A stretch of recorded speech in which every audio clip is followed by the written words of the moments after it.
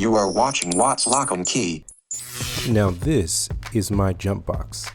Grimy, dirty, and basically this is what it looked like for the past year or so. But in this video, I'm going to show you how you can make your jump box with a few simple items in your home look like this. With a few simple items and on a flat surface, you can change the narrative. As we see here, I'm right in my living room, so it's a pretty simple task. So let's get right into it. The items that you're going to need are toothpaste. Yes, toothpaste. Any brand is fine, but the one I'm going to be using is Colgate. As we see, the jump box has already been cleaned on one side. It may be of best interest to use a screwdriver to open up the device. We've used as well cotton swabs, so this is going to remove all of the grease that's right on top of the device.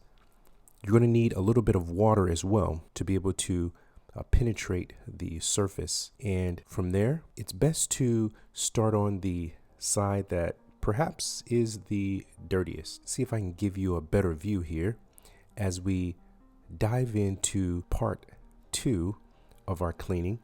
As we see the before and after, these are cotton swabs as well, so these can just be disposed of if you like, or if you do desire just to use a rag for recycling reasons, feel free to do the same.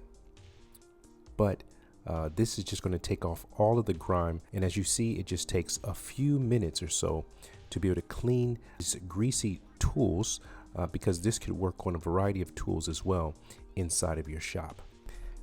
After scrubbing, let the toothpaste sit in on the jump box for a few minutes. This allows the cleaning agent in the toothpaste to penetrate and lift the dirt. That's an expert tip. Finally, using a clean damp cloth, wipe off the toothpaste from the jump box and make sure to remove all traces of toothpaste residue. Once you have removed all the toothpaste residue, use a dry cloth or a cleaning swab, as we have here, to dry off the jump box. And there you have it.